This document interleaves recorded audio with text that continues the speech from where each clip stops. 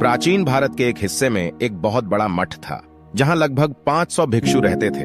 वो सभी अपने गुरु के मार्गदर्शन में खुद को जानने का अभ्यास कर रहे थे। एक दिन एक लड़का उस मठ में शिष्य बनने के लिए आया। उसने मास्टर से कहा, मास्टर, मैं खुद को जानना चाहता हूँ। मैं सच की तलाश कर रहा हूँ। मैं पता लगाना चाहता हूँ कि सच क्या है। मास्टर ने उसकी ओर देखा और कहा कि अगर तुम सच जानना चाहते हो तो तुम्हें अपना पूरा जीवन दांव पर लगाना होगा। सच जानने में तुम्हारा पूरा जीवन लग सकता है और फिर भी इस बात की कोई गारंटी नहीं है कि इस जीवन काल में तुम्हें सच का पता लगेगा या नहीं। क्या तुम इसके लिए तैयार हो? शिष्य ने कहा, मास्टर, मैं यहां पीछे हटने के लिए नहीं आया हूं। मैं इसके लिए तैयार हूं। गुरु ने कहा, अगर ऐसा है तो एक काम करो। इस मठ में 500 भिक्षु है। तुम उनके लिए चावल कूटने का काम करो। बस सुबह से शाम तक चावल को कूटते रहो। जब तुम थक जाओ तो सोने चले जाओ और फिर अगली सुबह उठकर चावल कूटना शुरू कर दो। इसके अलावा कुछ और मत करना। किसी और चीज के बारे में मत सोचना। बस इस रास्ते पर चलते रहना और दोबारा मेरे पास मत आना। जरूरत होने पर मैं खुद तुम्हारे पास आऊंगा। उस लड़के ने गुरु के आदेश का पालन करते हुए चावल को कूटना शुरू कर दिया। उस मठ में 500 शिष्य थे। उन सभी को समय समय पर भोजन की आवश्यकता पड़ती थी, इसलिए वो सुबह बहुत जल्दी उठ जाता था और देर रात तक चावल कूटता रहता था।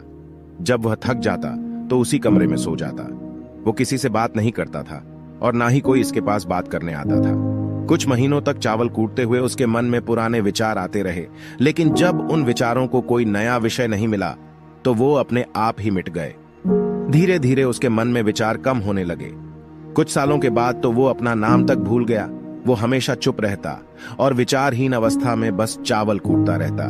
उसने ना तो कभी ध्यान किया था और ना ही कभी कोई शास्त्र पढ़ा था और इसीलिए बाकी शिष्य उसे मूर्ख समझते थे। ऐसा करते हुए 12 साल बीत गए। 12 साल बाद और एक दिन मास्टर ने घोषणा की, अब मेरा आखिरी समय आ रहा है, पर मुझे अपना उत्तराधिकारी चुनना है जो मेरे बाद इस मठ का मुखिया होगा।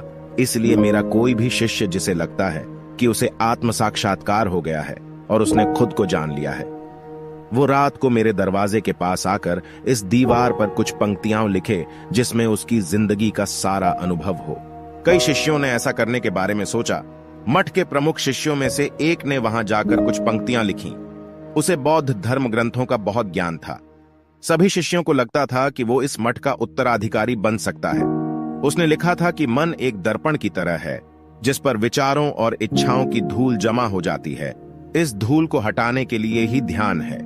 जिसकी धूल हट जाती है और मन का दर्पण साफ हो जाता है, वो मोक्ष को प्राप्त कर लेता है। अगली सुबह जब मास्टर उठे और उन्होंने इन पंक्तियों को देखा तो उन्हें बहुत गुस्सा आया और उन्होंने कहा कि किस बेवकूफ ने यह सब कचरा मेरी दीवार पर लिखा है। वो शिष्य जिसने ये लिखा था वो चुप रहा। हालांकि उसने जो पंक्तियां लिखी थी वो ज्ञान से भरी थी, लेकिन ये सब किताबी ज्ञान था। वो शिष्य बहुत चालाक था। उसने पंक्तियां लिखी लेकिन नीचे अपने हस्ताक्षर नहीं किए, क्योंकि वो स्वयं इसके बारे में निश्चित नहीं था कि ये सही है या नहीं, क्योंकि उसे आत्म साक्षात्कार नहीं हुआ था।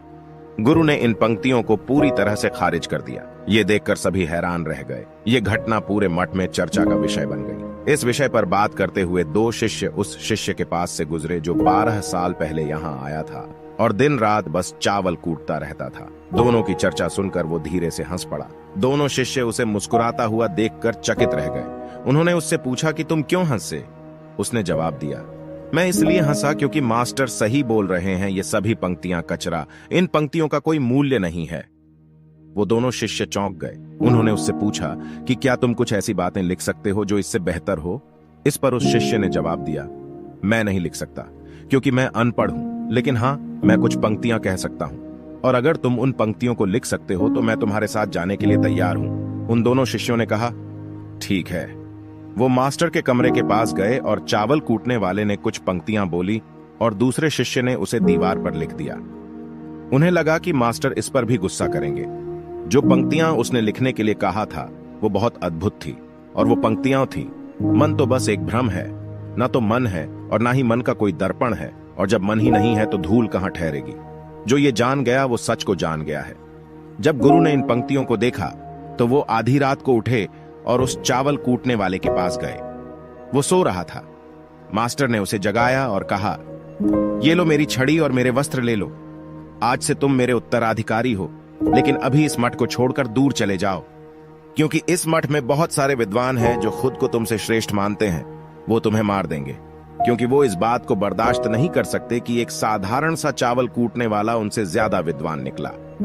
तुम्हें वो सारा ज्ञान हो गया है जो मुझे है, और तुम्हें यह केवल चावल कूटते कूटते हुआ है। और मुझे पता है कि तुम जहां भी जाओगे लोग तुम्हारे पास आने लगेंगे, क्योंकि जब कोई फूल खिलता है तो उसकी महक हर तरफ फैलने लगती है। उसने अपने गुरु के पैर छुए और रात को ही वहां से चला गया। अगर हम अपनी जिंदगी में देखें तो पाएंगे कि बहुत से लोग सोचते हैं कि ध्यान केवल एक जगह बैठकर आंखें बंद करके ही किया जा सकता है, लेकिन हकीकत में ऐसा नहीं है। ध्यान तो चलते चलते भी किया जा सकता है, या अपना कुछ काम करते हुए भी ध्यान दिया जा सकता है। असल में ध्यान का मतलब ये है कि आप जो भी काम कर रहे हैं उसे इतनी शिद्दत से करें कि आपको अपने शरीर का ख्याल भी ना रहे, बिल्कुल उस चावल पीसने वाले की तरह जो चावल कूटने में इतना मग्न हो गया कि उसे खुद का कुछ ख्याल ही नहीं रहा। चावल कूटते हुए ही उसने आत्म साक्षात्कार प्राप्त कर लिया। इसी तरह जीवन का अर्थ है हर समय वर्तमान में रहना और कुछ नहीं सोचना, क्योंकि मन तब तक ही है जब तक विचार है। जब विचार नहीं रहेंगे तो मन भी गायब हो जाएगा, और जब मन ही नहीं रहेगा केवल तभी तुम अपने आप को अच्छे से जान पाओगे। असल में हमें अपने वास्तविक स्वरूप को जानने के लिए कोई अन्य साधना करने की आवश्यकता नहीं है। हम जो कुछ भी कर रहे हैं बस उसमें हमें पूरी तरह से खो जाने की जरूरत है। अपने काम में इस कदर लीन हो जाओ कि आपका काम ही ध्यान बन जाए। दोस्तों, उम्मीद है कि आपको यह कहानी पसंद आई होगी और आपको इस कहानी से कुछ ना कुछ सीखने को मिला होगा। कहानी के बारे में अपने विचार नीचे कमेंट करके जरूर बताइए। और भी ऐसी वीडियो और कहानियां सुनने के लिए चैनल को सब्सक्राइब जरूर करें। मिलते हैं अगली वीडियो में। तब तक के लिए आप अपना ख्याल रखें। धन्यवाद।